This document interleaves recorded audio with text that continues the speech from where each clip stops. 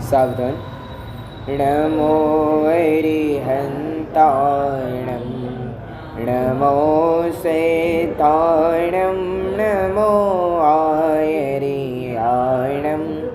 नमो वज्रायाणं नमो लोये सपसाहुणं।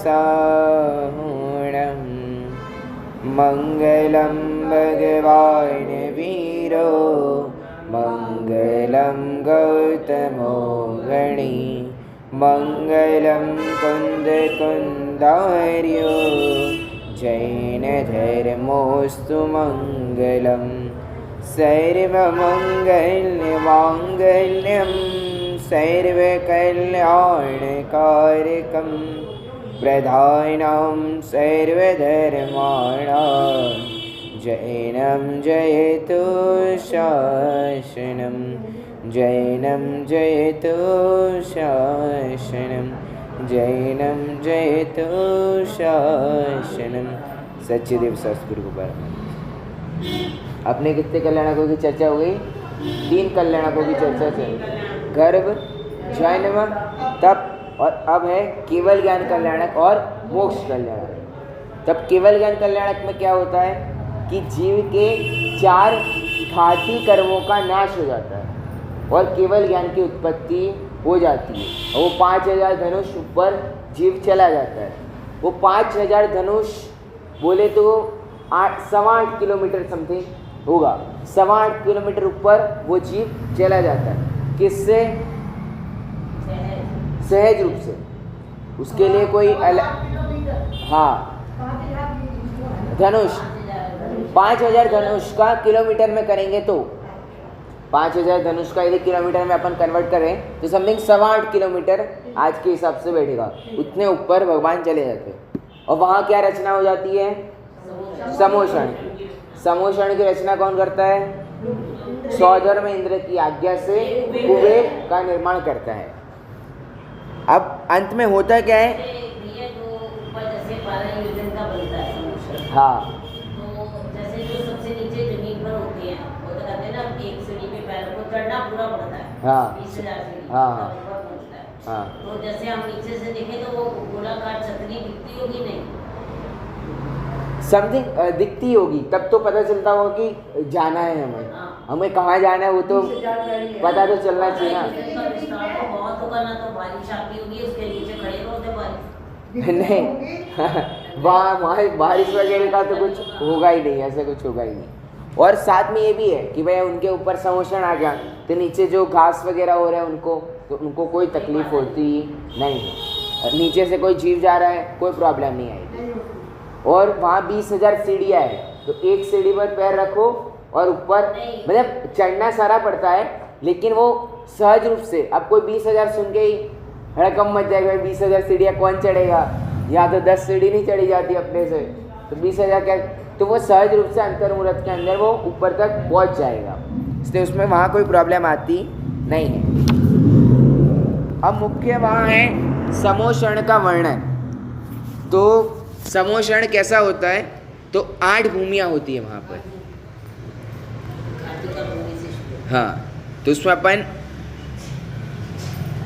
जो बाहर है वो इंद्र नीलमणि का स्कंद बना हुआ है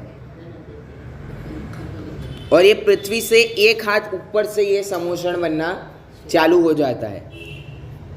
और उसका जो 20,000 सीढ़ियाँ है तो वहाँ तक का जो विस्तार है वो नीलमणि का बना हुआ है। किसका? नीलमणि का बना हुआ है। जहाँ तक 20,000 सीढ़ियाँ जहाँ जाके स्टॉप हो रही है वहाँ तक का विस्तार क्या है? नीलमणि तक का है। नहीं, पहली भूमि के बाहर का हिस्सा। मतलब आप जमीन से है, आपने पहली सीढ़ी पे पैर रखा, अब 20,000 सीढ़ियाँ चढ़ रहे तो बीच में तो कुछ होना चाहिए ना। तो वो नीलमणि का बना हुआ पूरा है और वो है 2.5 कोस, मतलब वो 5,000 धनुष ऊपर है और उसके ऊपर एक कोस है वो 2,000 धनुष का है। वहाँ पर विविध प्राणी हैं, वहाँ पर विविध प्राणियाँ वहाँ रुक जाते हैं और ये टोटल 12 योजन का होता है। और पहला जो कोट है वो धूलिशाल कोट है। पहला कोट कौन सा है? धूलिशाल कोट। उसके बाद आप अंदर प्रवेश करोगे तो वहाँ पर है गोपुर द्वार। क्या है, गोपुर द्वार, जो कि 1 योजन मतलब 8000 धनुष का वो गेट है। नीचे से अपन देखो तो कैसा है, 8000 धनुष वाला है, और ऊंचाई में देखो तो 6000 धनुष का है। चौड़ाई में 8000 है और ऊंचाई में 6000 धनुष है, इतना बड़ा है, इतना जीव है। और सबसे ऊपर क्या है, तोरण है, फिर मालाएं है, फिर अष्टमंगल द्रव्य है। और जो अब ये मतलब पूरा ये जो द्वार है, तो उसके चारों मतलब दोनों साइड ऊपर नीचे नाट्यशाला है। क्या है, नाट्यशाला है। और जो उसके द्वार के आसपास है वो जो धूलिशाल कोट है, वो है आपका 1 योजन मतलब 2000 धनुष ऊंचा है वो धूलिशाल कोट। उसके बाद अष्टमंगल द्रव्य कौन कौन से हैं, यहाँ नाना रत्न है। पहले तो नाना रत्न वहाँ पे बने हैं, तो वो है काल, महाकाल, पांडु, माणवक, शंख, पद्म, नैसर्प, पिंगल, ऐसे अलग अलग 9 निधियाँ होती है। ये 9 निधियाँ होती है अलग अलग है। मंगल द्रव्य जो है, मंगल द्रव्य बता रहे हो? हाँ, तोरण पे भी अष्टमंगल द्रव्य बने रहते हैं। हाँ हाँ, चक्रवर्ती के पास भी यही वाली होती है। अब अष्टमंगल द्रव्य कौन कौन से, तो झारी, कलश, दर्पण, चवर, छत्र, ध्वज, व्यंजन और सुप्रतिष्ठ। पंखा, पंखा, व्यंजना, व्यंजना और सुप्रतिष्ठ। वहाँ फिर द्वारपाल खड़े रहते हैं। अब वहाँ पर है वो जाने का जो मार्ग है, तो उसे महावीथी बोलते हैं, महावीथी बोलते हैं, जो कि 5.75 योजन की होती है, मतलब लंबाई में से जितना जाना है वो। और जो हाँ गली, गलियाँ, जो गलियाँ है वो वीथी मतलब गलियाँ। और वो 2000 धनुष ऊंची और 2000 योजन चौड़ी दोनों है। और वो स्फटिक मणि की वेदियाँ जो दोनों साइड रहती है, वो स्फटिक मणि की रहती है। और जो उसके ऊपर जो ऊंचाई है, जैसे बनेगा तो ये आएगा, नीचे का आएगा, और उसके ऊपर का जो है वो है 750 धनुष। इतना सूक्ष्मता से तो पूरा वर्णन किया गया है बहुत बढ़िया। फिर जो अब जा रहे हैं तो वो स्वर्णमय गोपुर द्वार है पूरा। उसके अंदर वैडूर्य मणि का सबसे लास्ट वाला जो है वो वैडूर्य मणि गोपुर द्वार है। और जो बीच के जो है वो रजत गोपुर द्वार है। 3 है, पहले स्टार्टिंग का गोपुर द्वार, फिर अंदर रजत, और फिर सबसे लास्ट में वैडूर्य मणि का है। उसके बाद फिर सारे कोट हैं, वेदियाँ हैं और भूमियाँ हैं। तो भूमियाँ कौन कौन सी है, चैत्य प्रसाद, खातिका भूमि, लता भूमि, उपवन भूमि, ध्वज भूमि, कल्प भूमि, भवन भूमि और श्रीमंडप। ये साइड में है। फिर इस साइड है तो मानस सम आ जाएगा। और यहाँ विथिया है, इस साइड विथिया है। और जो सबसे लास्ट में है वो आपकी गंधकुटी वहाँ पर बनी हुई है। और इस साइड है 9 स्तूप है, 9 स्तूप है अलग अलग। हाँ हाँ हाँ, अग्रतिम चैत्यालय भी वहाँ है। हाँ, लेकिन तब तो मतलब हाँ मतलब वो अनादि अनंत वाले तो नहीं है, लेकिन बना वो कुबेर इंद्र के द्वारा सब निर्माण होता है, तो ऐसा कहते हैं। हाँ, ऐसा कृत्रिम भी बोलो, ऐसे अकृत्रिम भी बोलो, दोनों ही बोल सकते हैं, दोनों ही बोल सकते हैं, ऐसा कुछ है नहीं। हाँ, अब प्रथम जो कोट है वो है धूलिशाल कोट। वो ऊंचाई में है 1 कोश मतलब 2000 धनुष। और वो स्वर्णमय स्तंभ है, उसके ऊपर क्या है, स्वर्णमय थंब बने हुए।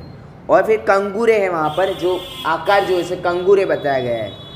और जो ये नीचे की साइड की है वो है आपकी 0.16667 कोस मतलब 333.33 धनुष, जो साइड की जो है वो।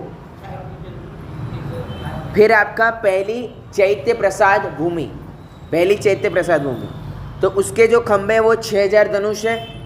और वहाँ पर 5 प्रासाद है, मतलब 5 महल है, महल बने हुए वहाँ पर। भवन बोलो है बारिश आती है कि नहीं वहाँ नहीं, वहाँ सुंदर वातावरण रहता है, पूरा रम्य। दिन ही दिन रहता है? हाँ दिन ही मतलब वैसे दिन रात बाहर होता है, लेकिन भगवान का इतना देदीप्यमान प्रकाश रहता है कि वो दिन के जैसा ही पूरा।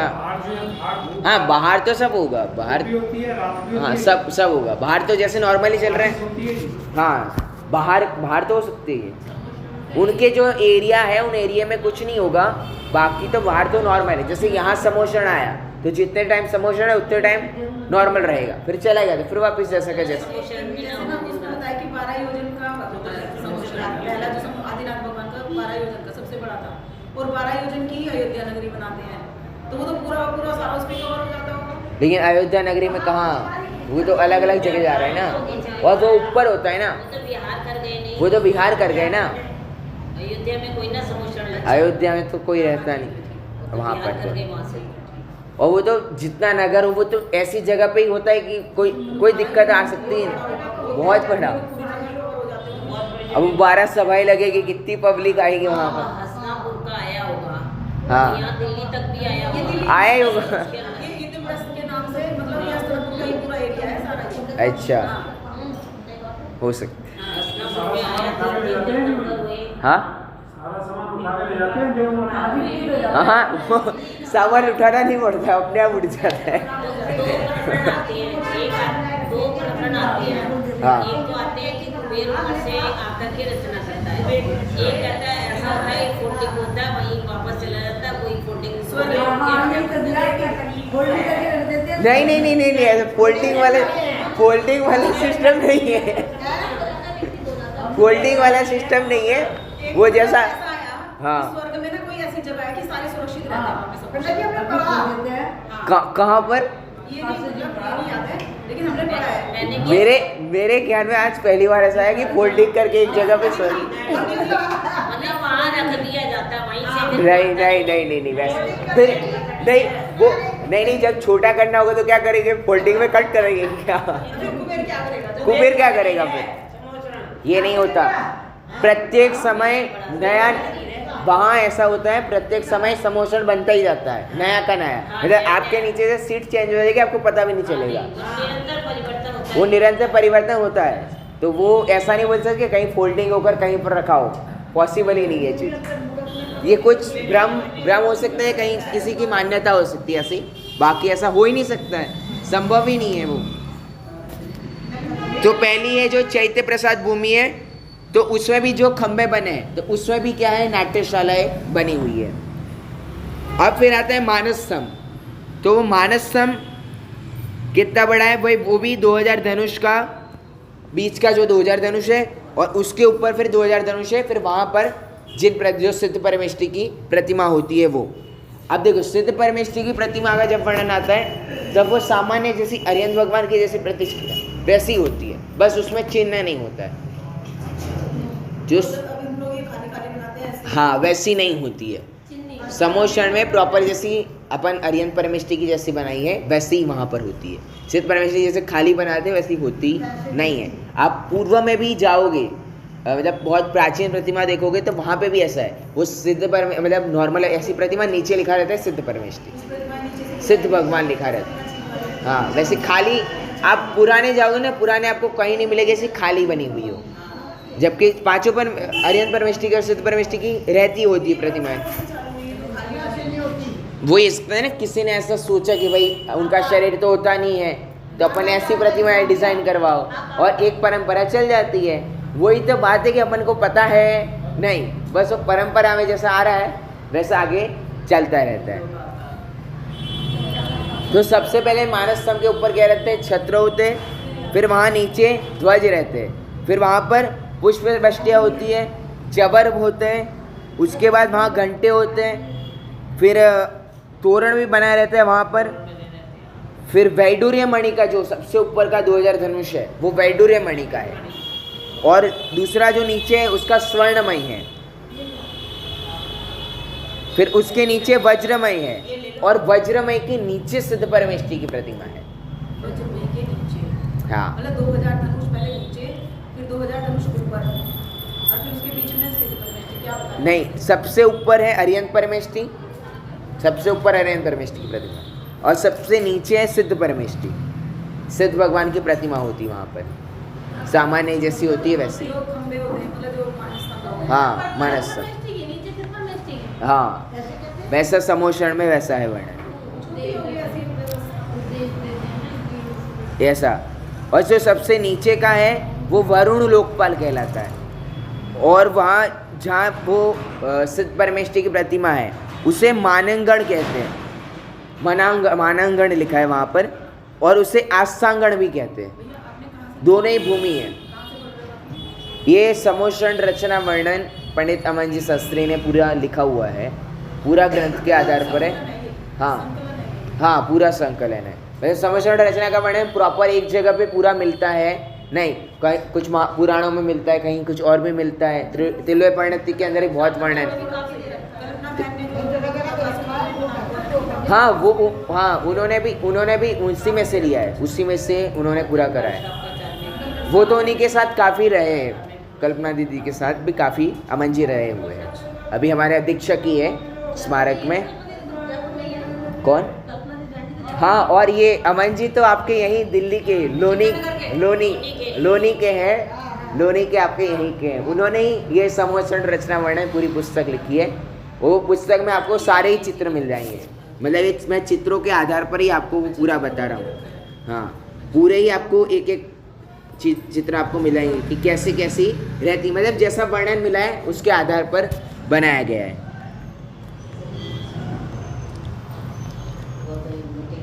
और सबसे आगे क्या है, सबसे पहले आगे कुंड बने हुए हैं, 4 कुंड हैं और बीच में वापिका है। फिर आता है आपका गोपुर द्वार, फिर वहाँ दिव्य क्रीड़ापुर बना हुआ है। जैसे गोपुर में अंदर प्रवेश किया तो वहाँ दिव्य क्रीड़ापुर बना हुआ है। फिर जो है जैसी ये वापिका है वो चारों साइड है, चारों ही साइड है।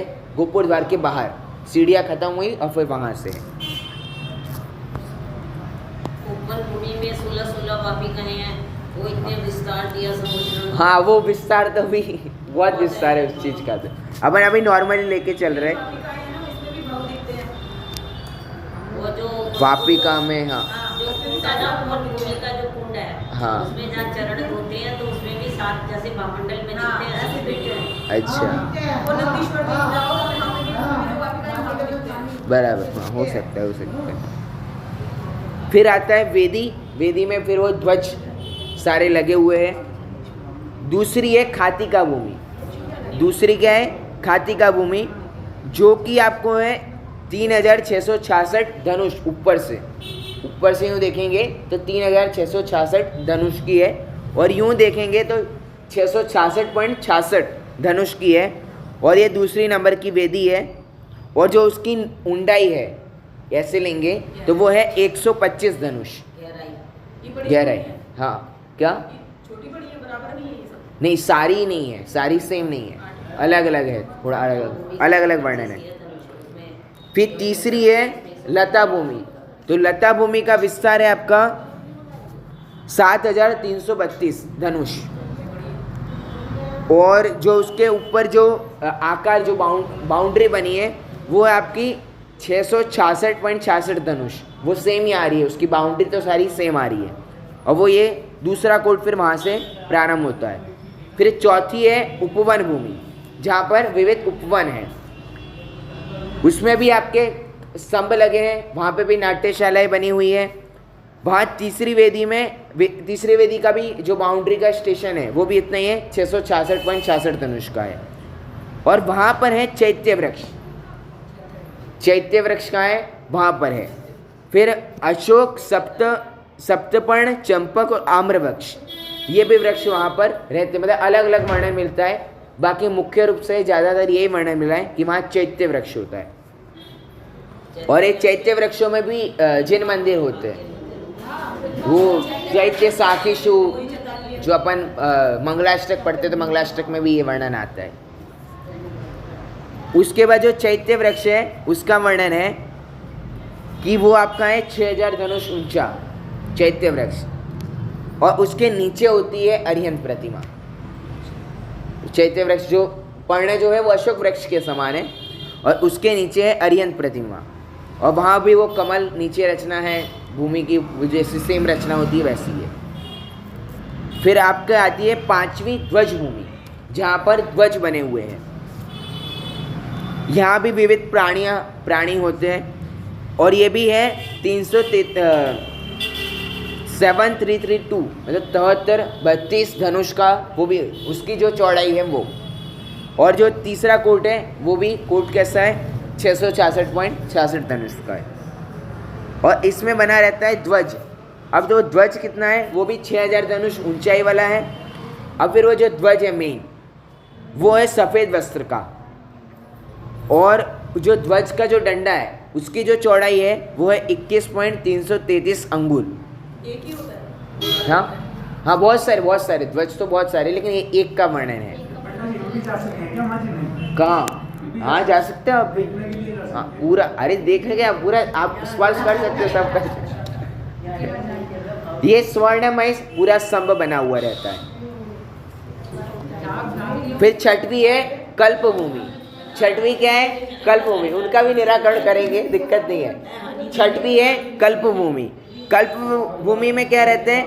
कल्प वृक्ष बने रहते हैं, सिद्धार्थ वृक्ष जिसे बोलते हैं।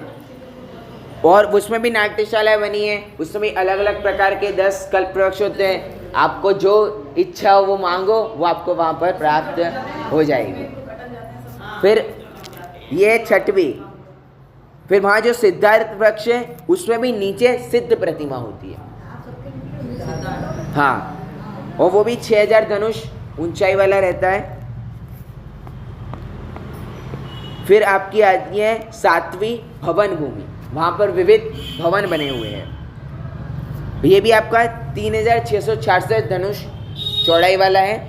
और जो कोट है, हाँ कोट है वो 166.66 धनुष का है। वो धीरे धीरे कम हुआ जो कोट है। और वो कोट है वो स्फटिक मणिमय का बना हुआ होता है, चौथा कोट। फिर वहाँ पर स्तूप बने रहते हैं, साइड वाले स्तूप है। इसके बाद आपकी 8वीं आती है श्री मंडप भूमि।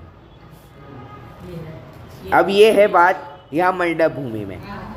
अब इसमें वो ये आपकी 12 सभाएं बनी रहती है, जिसमें पहली सभा में मुनिराज बैठते हैं, दूसरी सभा में कल्पवासी देव, तीसरी में आरिका श्राविका दोनों। फिर आपकी वीथी आ गई। फिर आपकी 7वीं सभा में ज्योतिष देव, 5वीं में व्यंतरवासी देव, 6वें में भवनवासी देव।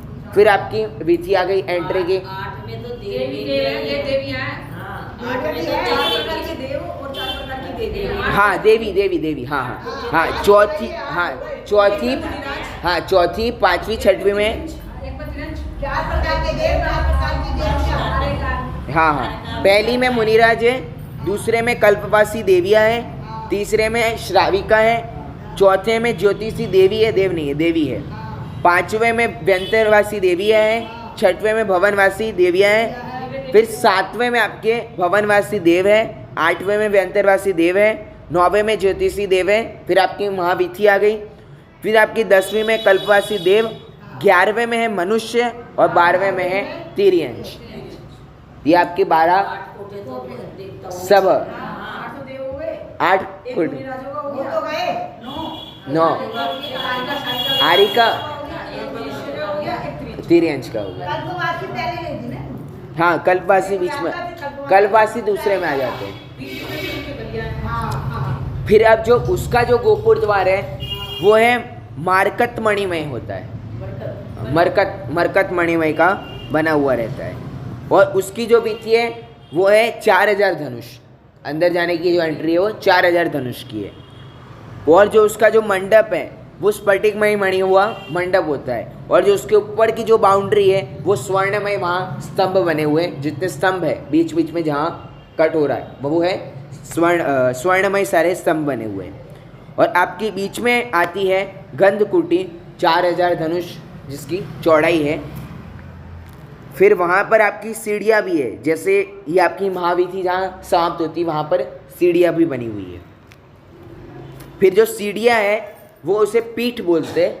पीठ सबसे नीचे है पीठ, तो वो है आपका वो पूरा सबसे ऊपर तो है नाना रत्न बने रहते हैं जो कि 4000 धनुष ऊंचे है। उसके नीचे होती है स्वर्णमयी, वो भी 4000 धनुष है। वहाँ अब स्वर्णमयी वाले से नाना रत्न में जाने में 4 सीढ़ियाँ है। तो गंधकुटी में उनके वही होते हैं, मतलब जो मोक्षगामी। हाँ वैसा गंधकुटी में तो तो नॉर्मल। भी कहती है सामान्य। हाँ गंधकुटी में भी ऐसा मिलता है कि वाणी उनकी खिरती है।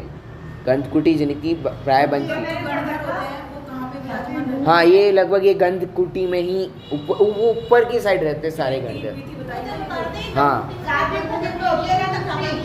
हाँ हाँ गंधकुटी में तो वो नहीं है ना गणधर शरीर। तीर्थंकर के जीव के लिए तो गंधर्व की हाँ वो तो है लेकिन वो तो ऊपर है। तीर्थंकर की बात चल रही है यहाँ पर।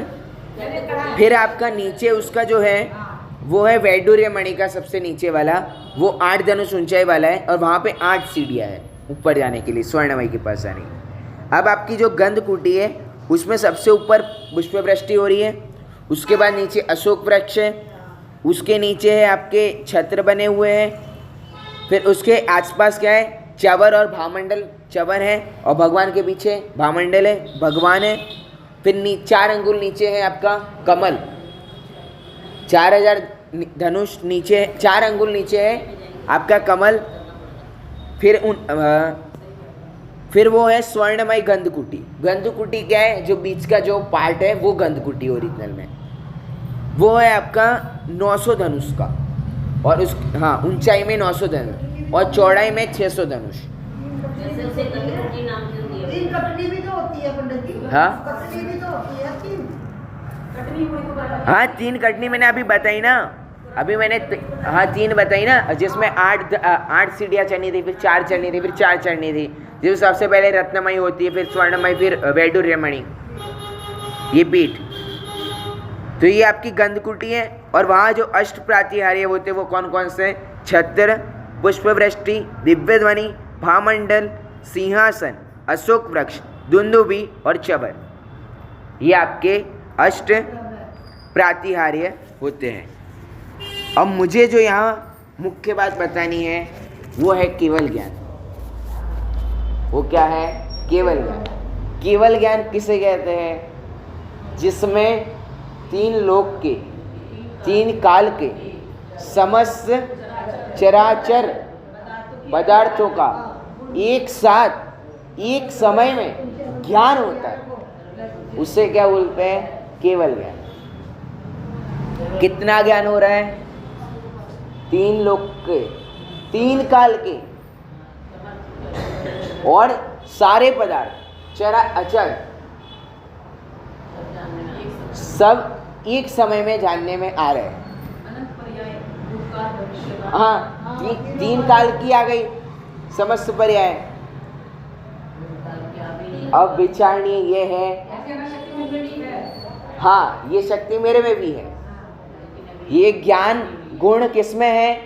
सिर्फ केवली भगवान में नहीं है, वो गुण आप में भी है, लेकिन प्रकट रूप से नहीं है, अप्रकट रूप से है। अब अपना ध्यान कहाँ होता है? अपन किस चीज़ को जानते हैं? भाई हम नया जान ले, हम नया जान ले, हम नया जान ले। हम नए जानने के नए ज्ञेय बनाने में, ज्ञेय किसे बोलते हैं? जो ज्ञान में झलक रहा है उस पदार्थ को क्या बोलेंगे? ज्ञेय। हम ज्ञेयों के पीछे भाग रहे हैं, लेकिन यहाँ आचार्य देव केवल ज्ञान का स्वरूप बताकर, वो समोषण का वर्णन बताकर क्या कह रहे हैं? तू अनंत ज्ञेयों को जानना चाह रहा है तो तू अपने एक शुद्धात्म नामक ज्ञेय को जान। जरूरत ही नहीं है जानने की। केवल ज्ञान तो क्या है? वो साइड वाला है, वो तो साइड वाला है। केवल ज्ञान तो मैं तो ये बोल रहा हूँ, तू तो अपने शुद्धात्मा को एक बार ज्ञेय बना। ज्ञान का ज्ञेय किसको बना? एक बार शुद्धात्मा को बना, तो उसमें लीन होगा तो केवल ज्ञान तो प्रकट होना ही है। ये हाँ, अरे वो तो कुछ नहीं है 3 लोग के सामने, ये तो मध्य लोक के वर्णन है आपका, लोग जैसे अनंतपुरी बन जाए ना तो भी तो भी उनके ज्ञान में आ जाए। फिर भी अपने में रहते हैं। फिर भी वो अपने में रह रहे हैं। बात क्या है यहाँ, अपने को कितनी चीज़ें समझ में आ गई है, कितनी चीज़ों का ज्ञान हुआ, बहुत ही कम, और उसमें अपना ज्ञान कितना व्यर्थ चला जाता है। ऐसे एक अपेक्षा से वो अनंत लोग को भी जान रहे हैं, हाँ, अनंत लोग को भी जान रहे हैं। क्योंकि जितने सिद्ध हैं अनंत सिद्ध हैं, तो सिद्धों के सबके ज्ञान में जल रहे हैं और वो सब सिद्धों को एक समय में जान रहे हैं। हाँ, कुछ रह ही नहीं गया, कुछ रह ही नहीं गया। उनके ज्ञान में कुछ बचा ही नहीं। सकल के ज्ञान तदपि असली सकल ज्ञेय ज्ञायक तदपि, मतलब सकल ज्ञेय को जानने वाला वो ज्ञायक, वो ज्ञान, वो कौन है, मैं। तदपि निजानंद रसली, कितने ज्ञेयों को, सकल, कुछ बाकी रहा नहीं। अब मैं यहाँ ज्ञान ज्ञेय की चर्चा करना चाह रहा हूँ कि ज्ञेय कितने कम हैं हमारे आसपास, फिर भी हमारा ज्ञान कितना विकृत हो रहा है। किसके पीछे, ज्ञेयों के पीछे जानने, जो कि पर ज्ञेय है। यदि तुझे ज्ञेयों के जानने की इच्छा है तो तू अपने शुद्धात्म नामक द्रव्य को, जीव तत्व को, ज्ञान गुण को ज्ञेय बना। ज्ञान की प्रसिद्धि हो ही से भी पड़ेगी, जानता नहीं। यदि उस चीज को ज्ञेय बनाएगा तो अन्य ज्ञेय तो क्या है, सहज रूप से। हम प्राय समझते हैं कि हमें ये भी याद हो जाए, ये भी याद हो जाए, ये भी याद हो जाए, तो ये क्या हो रहा है, ज्ञान पे बोझा डल रहा है। बाबू युगल जी तो कहते हैं इतना बोझा नहीं डालो, उससे आत्मा दुखी होता है, उससे ज्ञान को कष्ट हो रहा है, ज्ञान को निर्भर रहने दो। ज्यादा ज्ञेय को ज्ञान का विषय नहीं बनाओ। उससे वो शुद्धात्म नामक जो ज्ञेय है वो दूर हो रहा है। युगल जी तो इतना कह रहा है कि ये याद बात कर रहे हो, क्या कर रहे हो, उससे ज्ञान को दुख हो रहा है, आत्मा को दुख हो रहा है, आत्मा बोझिल हो रही है, ज्ञान को बोझ आ रहा है। क्यों, ये व्यर्थ के ज्ञेय तूने ज्ञान में बसा के रखे, जिससे ज्ञान जहाँ जाना चाहिए था वहाँ जा नहीं रहा है, वहाँ उस ज्ञान का उपयोग जा नहीं रहा है। और वो ज्ञान क्या है, वो ज्ञेय ज्ञान वो कौन है, एक ही है। वहाँ तू भेद नहीं खड़ा कर। क्या कह रहे हैं आचार्य देव, वहाँ भेद खड़ा नहीं करो, ज्ञान ज्ञेय में भेद नहीं करो। ज्ञानी मैं हूँ, मैं ही ज्ञेय हूँ, और वही जानने योग्य। वो जानेगा तो एक दो क्या, अनंत ज्ञेय जानेगा और उसकी अनंत पर्याय जानेगा, लेकिन तब तुझे उसका महत्व ही नहीं आएगा। क्यों, क्योंकि वो जानने योग्य ही नहीं है। क्योंकि वो जान क्यों रहे हैं अपन, सुख के लिए, और सुख कहाँ मिल रहा है, मात्र शुद्धात्म नामक ज्ञेय को ज्ञान में प्रकट करने मात्र से। इसलिए तू अन्य ज्ञेयों को मत जान, अन्य ज्ञेयों को जानकर ज्ञान को दुखी मत कर, ज्ञान को बोझिल मत बना। हम प्राय सोचते कि हम ऐसी भूमियों का वर्णन करके कि हम वहाँ देखे जाने, लेकिन वहाँ ये वर्णन दिया कि जो भव्य जीव है वही 8वीं भूमि तक पहुँच पाता है, जहाँ धर्म सभा लगी है क्या, एक्चुअली वो है क्या, वो उन्हीं की धर्म सभा है। जैसे अपन यहाँ प्रवचन कर रहे, अपन सब बैठे, वैसे ही वो उनके क्या है, धर्म सभा है, और वहाँ जो पूछ रहे उसका उत्तर आ रहा है। लेकिन वहाँ चर्चा किस चीज की चल रही है, वस्तु स्वातंत्र, अकर्तावाद, मोक्ष मार्ग क्या है वो बता रहे हैं। अब मोक्ष मार्ग क्यों बता रहे हैं, यहाँ समझने योग्य है। हम समोषण में सुनते हैं कि दिव्य ध्वनि में ही आया है, क्यों नहीं पहुंचे होंगे, मैं तो बोल रहा हूँ पहुंचे होंगे अपन, लेकिन उस ज्ञान को ज्ञेय में बनाया नहीं ना। बात तो ये है, आपने कितनी बार प्रवचन सुन लिए, अरे मैं बोल रहा हूँ गए होंगे, आपने कितनी बार प्रवचन सुन लिया, कितनी बार समझ में आ गया कि आत्मा ही जानने योग्य है, फिर भी जानने का प्रयास किया नहीं करा। अरे मैं बोल रहा हूँ आदिनाथ भगवान, खुद भगवान, उनके पोता मारीची, कौन, घर का आदमी, मारीची तो कोई दूर का नहीं था, उनका ही पोता, फिर भी नहीं माना, और आप सोच रहे हो कि मैं मान जाऊंगा। ऐसा नहीं है कि आप नहीं गए होंगे, मैं तो बोल रहा हूँ गए होंगे समोसन में।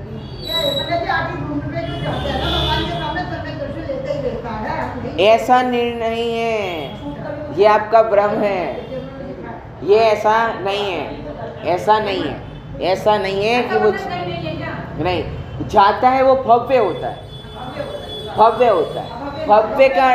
भव्य का अर्थ क्या है? वो निश्चित मोक्ष जाएगा। जैसे राजेश्वरी गए थे। हाँ, अरे राजेश्वरी के अरे कई जीव गए थे, अपने पास तो कुछ उदाहरण है। मारीची का उदाहरण है। हाँ, मारीची का उदाहरण है अपने पास। मारीची का उदाहरण है। इसमें अभव्य भी दिया है, मैं तुम्हें कल लाके दिखा दूंगी। जो शैली वाले ना, उसमें से कोई बड़ा नदी के फूल से सुहा। क्या है? भव्य भव्य दो में जा सकते। एक अब- आचार्य ने ऐसे कहा, एक आचार्य ने कहा खाली भव्य। अच्छा, अब भव्य भी जा सकते। चलो ठीक है, कल करेंगे। उसको बाद में वहाँ दिखता ही नहीं, जो आठवीं भूमि है।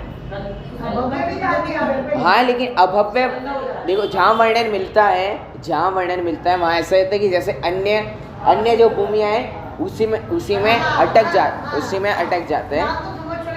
ठीक है, हो सकता है कहीं लिखा हो, अपन देखेंगे कल, कोई प्रॉब्लम नहीं, हो सकता है। अनंत आगम में अपन ने क्या पढ़ा है? अभी तो अपने ज्ञान का गेय क्या ही बना है। आठवीं में नहीं पहुँचता। अब क्रमबद्ध क्या है? क्रमबद्ध क्या है? कुछ नहीं है। क्रमबद्ध पर कोई नया सिद्धांत नहीं है। वो तो शुरू से ही है, जो है। अरे शुरू से भी मैं बोल रहा हूँ, कुछ है ही नहीं क्रमबद्ध पर्याय। सर्वज्ञता है, सर्वज्ञता अर्थ क्या है? तीन लोक के तीन काल के समस्त पदार्थ एक साथ एक समय में जान रहे हैं। तो क्रम का अर्थ क्या है? सारी पर्यायों को क्रम से जान रहे हैं, वो एक साथ जान रहे हैं, लेकिन वो पर्याय होगी कैसे? क्रम से होगी। 1 by 1 होगी, तो 1 by 1 होगी तो वो क्रम, और सबको जान कैसे रहे? एक साथ, तो वो क्या हो गया? बद्ध। और जान किसको रहे? पर्याय को। क्रमबद्ध पर्याय है क्या? क्रमबद्ध पर्याय है क्या? पर्याय कैसे जान किसको रहे? सर्वज्ञ भगवान किसको जान रहे हैं? पर्याय को। पर्याय है कैसी? क्रम से होने वाली है, और उसको जान कैसे रहे? एक साथ जान रहे, तो वो क्या है? बद्ध। क्रम को बद्ध रूप से जानने वाले पर्याय को क्या बोलते हैं? सर्वज्ञ। सही कहा। कहाँ उलझना है? कहाँ कोई और तर्क देना है? कहीं और कोई तर्क देना ही नहीं। मैं तो यही बोलता हूँ, क्रमबद्ध पर्याय की जहाँ चर्चा है, बस सर्वज्ञता का वर्णन स्वीकार करते हो, नहीं स्वीकार करते तो भाई जय जगन्नाथ। और सर्वज्ञता को स्वीकार कर रहे हो, बस इतना ही समझाना है, मान जाए तो आपका भला। और फिर बाकी सारी चर्चाएं तो क्या है? फिर वो धीरे धीरे समझेगा। फिर सर्वज्ञता पे श्रद्धान हो गया तो पर्याय निश्चित है, ये नक्की कर लिया, तो क्या हो जाएगा? निर्भर हो जाएगा। क्यों? आप जो सोच रहे वैसा होना नहीं है। होना कैसा है? जैसा केवली ने देखा है, और एक ने नहीं देखा, अनंत केवलियों ने देखा है। क्यों? सिद्ध भगवान भी कैसे है? केवल ज्ञानी है। अनंत जीव है जिन्होंने केवल ज्ञान प्राप्त करा है। आप सोच रहे हो कि हम गुप्त में पाप कर रहे हैं। अरे गुप्त में पाप नहीं कर रहे हो, अनंत लोग पहले देख चुके हैं, अनंत देख रहे हैं, और अनंत आगे देखेंगे। और भी गुण है नहीं क्या? है? किसी के ज्ञान का विषय होगा ही, पर भी गुण है नहीं क्या? अरे अपने आप ही देखता है। अरे स्वयं तो मतलब एक बात बोलो, स्वयं तो देखने वाले तो आप कई लगा लोगे वहां पर, अनंत ज्ञान के ये बनवा लेंगे, वहां कोई दिक्कत नहीं है।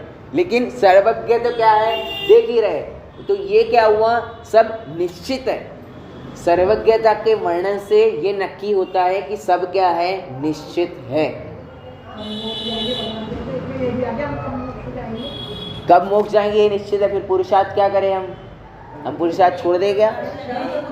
यही तो पुरुषार्थ है, इसकी स्वीकृति होना ये पुरुषार्थ है। हम क्या करते हैं? उठा-पटक को पुरुषार्थ कहते हैं। लेकिन पुरुषार्थ क्या है? ये क्रमबद्ध पर्याय की स्वीकृति होना, ये सबसे बड़ा पुरुषार्थ है।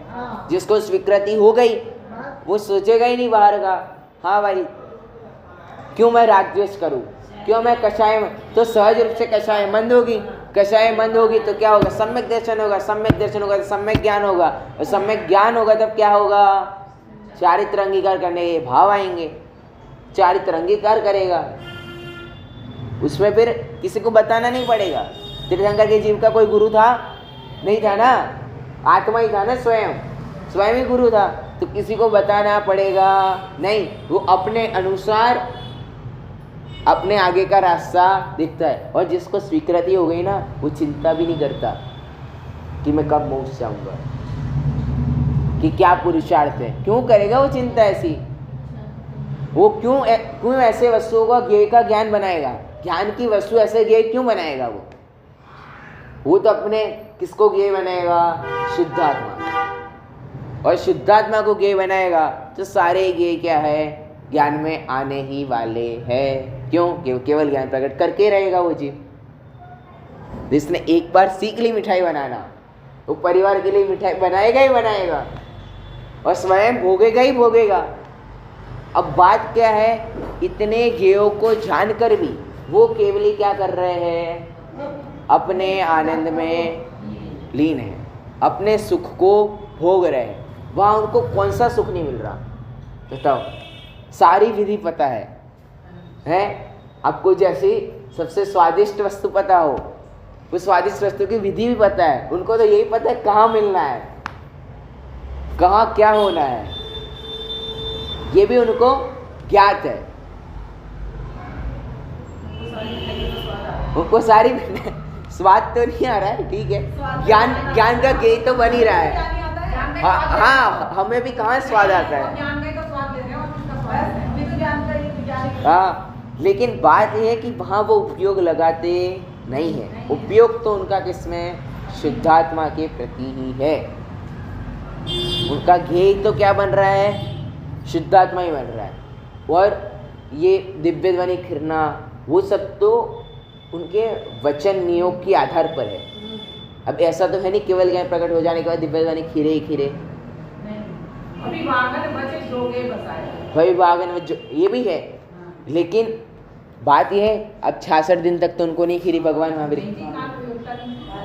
मतलब ये नक्की हुआ कि उस 3 काल के पर्यायों में उपयोग लगाते हैं तभी दिव्य ध्वनि खिरती है, ऐसा है नहीं।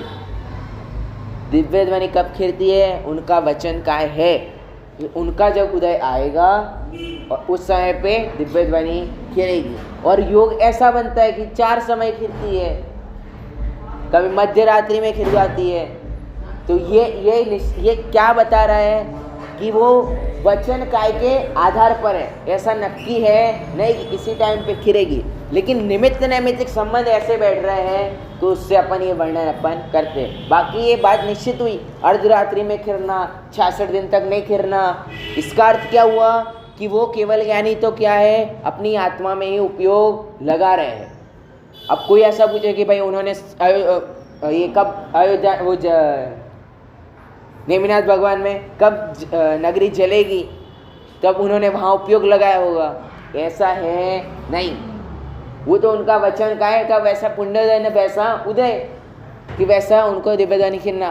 कोई बोल रहा है कि भाई सर्वांग से खिर रही है, कोई वचन से खिर रही है, जैसे भी खिर रही है। लेकिन ये बात निश्चित है कि वो कर क्या रहे हैं उस समय? अपनी आत्मा में ही लीन है, अपनी आत्मा में ही उपयोग लगाए बैठे हैं। और वो अवस्था भी कैसी है? मुनि अवस्था है। फिर थोड़ा ऐसा भी चिंतन चला, मतलब ये कहीं आगम में भी नहीं मिला ना, अभी किसी से चर्चा करी, फिर भी आपसे चर्चा करते कि 4 घाती कर्मों का अभाव हो गया है और 4 अघाती कर्म बाकी है। और आपकी सारी पुण्य प्रकृतियाँ आती है किसमें? अघाती कर्म। सारी पुण्य प्रकृतियाँ अघाती कर्म में आती है। और वो तीर्थंकर का जीव, उसको जब 4 घाती कर्मों का नाश हो गया तो उसको अनंत वीर्य प्रकट हो गया है। क्या? अनंत वीर्य प्रकट हो गया है। अब बात यह है कि पुण्य प्रकृति है अघाती कर्मों में, यदि वो चाहते तो थोड़ा समोषण बड़ा कर देते महावीर भगवान। सोचो, वो अनंत वीर्य का धनी पुण्य प्रकृतियों में बदलाव नहीं कर सकता, और हम सोच रहे हैं कि हम पुण्य कर लेंगे। महावीर भगवान मतलब जैसे उनको भी तो मतलब तो 66 दिन तक नहीं फिरा। वो सोचते यार कोई तो आ नहीं रहा, कब मैं चला जा रहा मोक्ष में है, राग द्वेष कर लेते भाई, घड़देर आ जाते, हाँ भाई अब तू नहीं आना 66 दिन तक, अब बैठे रहते हैं। तो ये क्या बता रहा है, वो अनंत वीर्य का धनी भी कुछ नहीं कर पा रहा है, और हम सोच रहे हैं कि हम कुछ कर लेंगे, तो वो होने वाला है नहीं। अनादि से आदत खराब पड़ी हुई है ना। हाँ, अनादि से आदत पड़ी है, लेकिन सुधार तो सकते हो। क्या है, अब बच्चे को आदत पड़ेगी कि मुंह में अंगूठा लेगा है बार बार, लेकिन आदत सुधार देता है ना, आदत सुधार तो देता है ना। हाँ, तो वो आप कुछ बांधो कुछ करो, तो यहाँ भी तो उपाय है, मंदिर में आओ, स्वाध्याय करो, ज्ञान का गेय बनाओ। क्यों अन्य ज्ञान के गेय बनाए, ज्ञान के गेय बनाने तो ये बनाओ, इसकी गाथा याद करो, इसकी चर्चा याद करो। जी बहुत बार मिथ्यात इतना प्रबल हो जा, छूटती नहीं आदत। लगता है आपको? हमारी भांजी है, उसके जो है 15-15 साल के बच्चे हुए, वो अब भी अंगूठा करती है। हमारी ठीक भांजी है राजेश जी, सविता की लड़की, सविता की लड़की, उसके भी बच्चे हो रहे बड़े बड़े जी, वो अब भी अंगूठा पीती है रात को सोते टाइम। हाँ ठीक है, वो ऐसा उस कर्म का वैसा उदय है, उसमें कोई आश्चर्य करने वाली बातें हैं नहीं। खुद शिवानी खुद पीती है, कभी फिर छुटाती है उसे, हर बार। हाँ, तो अभव में जीव भी होते ही है, कहाँ मानते हैं वो भी। अभव में जीवों को भी कितना ज्ञान हो जाता है, उनको भी बहुत ज्ञान हो जाता है, फिर भी वो क्या रहते हैं, अभव में रहते हैं। क्यों? क्योंकि वो जो शुद्धात्म तत्व जो बात है, जो शुद्धात्म ज्ञान का गेय बनाना है, वो बना पाते हैं नहीं, इसलिए वो अभव पे रह जाते हैं। बाकी भव्य का तो क्या है, तुष्मासम भिन्न से भी हो जाता है, और ज़्यादा ज्ञान हो जाए तो भी हो सकता है। क्यों? क्योंकि यहाँ शास्त्रों का ज्ञान का गेय बनाना आवश्यक नहीं है, लेकिन शुद्धात्म नामक गेय को ज्ञान में लाना आवश्यक है। क्या है? शास्त्रों का जो ज्ञान है, जो शास्त्र जो शब्द है, उसको गेय बनाना आवश्यक नहीं है, लेकिन शुद्धात्म नामक जो गेय है उसको ज्ञान में लाना अत्यधिक आवश्यक है। उसी से सब है, वही तो बिंदु है। वही है। हाँ, स्वज्ञ से ज्ञायक बना, लेकिन स्वज्ञ को जान नहीं रहा ना, बात तो यही है। ठीक है, मूल बात भी यही है, स्वज्ञ के कारण ज्ञायक बना है, लेकिन स्वज्ञ को नहीं जान रहा है, तो ज्ञायक किस काम का है? अपने परिवार में इतने तो है, लेकिन अपन ही नहीं जानते कि मेरे परिवार का कौन है, तो क्या मतलब? अपना ही सुपुत्र हो, अपने ही पुत्र को नहीं पहचान रहे, ये ऐसी बात है। अपनी ही कोख से जन्मा हुआ पुत्र है और अपन ही नहीं पहचान पा रहे, ऐसी बात है। और ज्ञान ले ही कहाँ जाना है? ज्ञान ले जाना कहाँ है? ज्ञान में ही ले जाना है, कहीं और जाने की आवश्यकता है नहीं। कहीं और गया तो निश्चित है कि किसमें फंसेगा? राग द्वेष में रहेगा। यदि शास्त्रों का भी ज्ञान अधिक हो गया तो क्या होगा? परिग्रह है, वो भी परिग्रह। इसीलिए तो कहा ज्ञान को ज्ञान में ही तो प्रतिष्ठित करना है। वही तो है, वही तो नहीं कर पा रहे हैं। करेंगे, वो भी करेंगे, उसी में करेंगे। कर रहे, करना नहीं है, हो जाएगा। एक बात ये भी है, सहज है, उसको करना पड़ेगा नहीं, वो स्वयं अपनी योग्यता से उसमें लीन होना ही होना है, लेकिन इस वस्तु की स्वीकृति अत्यधिक आवश्यक है। ये जितना भी वर्णन है वो किसके आधार पर है? स्वज्ञेय के माध्यम से ही है, शुद्धात्मा के आधार पर ही है। और जैसा उनको प्रकट हो रहा है वैसा मुझे भी प्रकट हो सकता है। क्यों? क्योंकि मैं भी कैसा हूँ? ज्ञान स्वभावी जीव तत्व ही हूँ। दोनों, ये कौन है? कार्य परमात्मा, और मैं कौन हूँ? कारण परमात्मा। लेकिन कॉमन क्या है? परमात्मा। इसीलिए तो देखो जी कुंतु आचार्य भगवान ने कार्य परमात्मा से स्टार्ट किया, और अमृतचंद आचार्य भगवान ने ये कहा कि उस कार्य परमात्मा को पाने के लिए तुम्हारे पे हर वक्त कारण परमात्मा मौजूद है।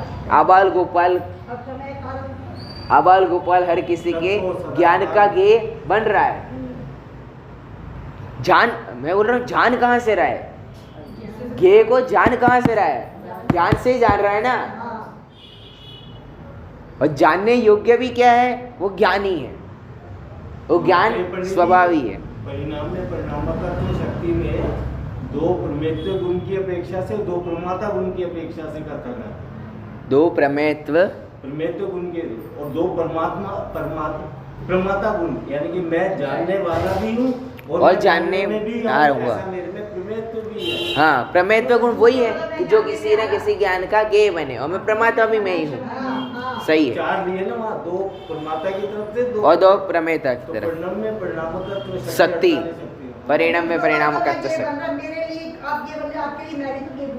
हाँ, तो मैं तो अपने लिए ही गेय बनूं और उसका ज्ञान भी मैं ही बनूं। नहीं बनूं। तो ये क्या है? ये पंचकल्याणक में सर्वोत्कृष्ट निमित्त, जो बोल रहा हूँ ना कि पंचकल्याणक किसमें निमित्त है? सम्यक दर्शन में। तो सम्यक दर्शन में सर्वोत्कृष्ट कोई कल्याणक निमित्त है तो वो कौन है? ये केवल ज्ञान कल्याणक। पंचकल्याणक तो है ही, लेकिन पंचकल्याणक में मुख्य क्या है? वो केवल ज्ञान कल्याणक, कि जहाँ दिव्य ध्वनि में शुद्धात्म तत्व की चर्चा आने वाली है, जहाँ शुद्धात्म तत्व के बारे में बताया जाएगा। गुरुदेव जी बोलते हैं ना, 100 इंद्रों की उपस्थिति में है क्या फरमाया? क्या? तू भगवान आत्मा है। कौन फरमा रहा है? त्रिलोकीनाथ, 3 लोक का अधिपति तुझे फरमा रहा है कि तू कौन है? भगवान आत्मा है।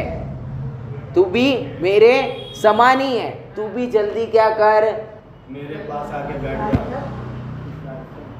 है। और हमारा लक्ष्य क्या होना चाहिए? हमारे आइडल कौन है? सिद्ध परमेष्टि। और सिद्ध परमेष्टि क्या कर रहे हैं? जान रहे और देख रहे। तो ये है केवल ज्ञान का ज्ञान की, कि ज्ञेय भी कौन है?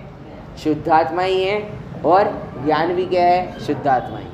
और बाह्य में जो अनंत ज्ञेयों को जानने की हमारी इच्छा है, वो सहज रूप से वहाँ पर हो रही है। तो हम भी ऐसे केवल ज्ञान कल्याणक से अपना कल्याण करने की भावना रखें और अपना कल्याण करें इसी भावना के साथ। अभी क्यों